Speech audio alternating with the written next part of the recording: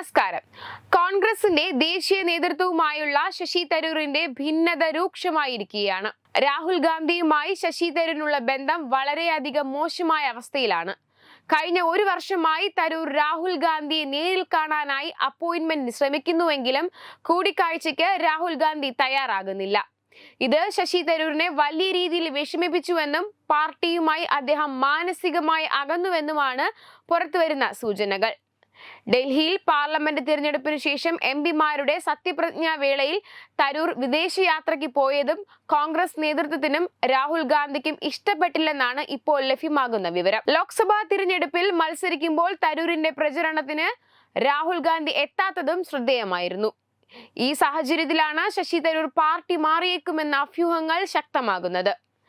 Indian രാഷ്ട്രീയത്തിലെ ശക്തനായ നേതാവായ ശശി തരൂർ പാർട്ടി മാറുന്നുണ്ടെങ്കിൽ അത് BJPയിലേക്ക് തന്നെയായിരിക്കുമെന്നാണ് വിലയിരുത്തപ്പെടുന്നത്. കേന്ദ്ര നേതൃത്വവുമായി ചർച്ചകൾ നടക്കുന്നുണ്ടെന്നാണ് പുറത്തുവരുന്ന വിവരം. എന്നാൽ ഇതേക്കുറിച്ച് പ്രതികരിക്കാൻ ശശി തരൂരോ അദ്ദേഹവുമായി അടുത്ത വൃത്തങ്ങളോ ഇനിയും തയ്യാറായിട്ടില്ല. തരൂരിന്റെ BJPയിലേക്കുള്ള ചുവടുമാറ്റം സംബന്ധിച്ച അഭ്യൂഹങ്ങൾ പുറത്തു വന്നതിന് പിന്നാലെ തിരുവനന്തപുരത്ത് ഒരു വിഭാഗം കോൺഗ്രസ് നേതാക്കളെയും ഒപ്പം സോഷ്യൽ മീഡിയ കോർഡിനേറ്റർമാരുടെയും യോഗം നടത്തിയിരുന്നു എന്ന വിവരവും പുറത്തു വന്നിട്ടുണ്ട്. ലോക്സഭാ തിരഞ്ഞെടുപ്പിൽ മത്സരിക്കുമ്പോൾ തരൂരിന്റെ പ്രചരണത്തിന് രാഹുൽ ഗാന്ധി എത്താത്തതും ശ്രദ്ധേയമായിരുന്നു. സംസ്ഥാന നേതൃത്വവുമായും അത്ര നല്ല ബന്ധമല്ല രാഷ്ട്രീയ പ്രവേശനം മുതൽ ശശി തരൂരിന് ഉള്ളത്. KPCC പ്രസിഡന്റുമായി പ്രത്യക്ഷത്തിൽ പ്രശ്നങ്ങളൊന്നുമില്ല തരൂരിന്. എന്നാൽ പറഞ്ഞക്ക അടുപ്പവും ഇരുവരും തമ്മിലില്ല. പ്രതിപക്ഷ നേതാവ് VD സതീശന്റെ കാര്യത്തിലും ഇത് തന്നെയാണ് സ്ഥിതി. ശശി തരൂരിന്റെ അവസ്ഥയും ഇതുപോലെ തന്നെ.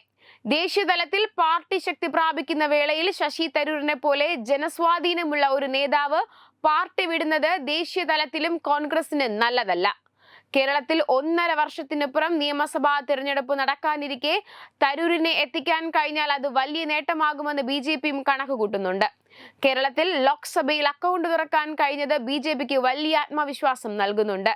നിയമസഭാ തിരഞ്ഞെടുപ്പിലും തൃശൂരിന്റെ അലയൊലികൾ ഉണ്ടാകുമെന്ന് പാർട്ടി വിശ്വസിക്കുന്നു. അവിടേക്ക് തരൂരിനോളം തലപ്പൊക്കമുള്ള ഒരു നേതാവ് കൂടി എത്തിയാൽ അത് തങ്ങൾക്ക് വലിയ രാഷ്ട്രീയ നേട്ടമാകുമെന്നാണ് BJP കണക്കുകൂട്ടുന്നത്. അതേസമയം BJPയിലേക്ക് പോകുമെന്ന അഭ്യൂഹം ശക്തമായി നിലനിർത്തി പാർട്ടിയുമായുള്ള പ്രശ്നങ്ങൾ പരിഹരിക്കാനാണ് ശശി തരൂർ ശ്രമിക്കുന്നതെന്നും ഒരു വിഭാഗം കോൺഗ്രസ് നേതാക്കൾ കണക്കുകൂട്ടുന്നു.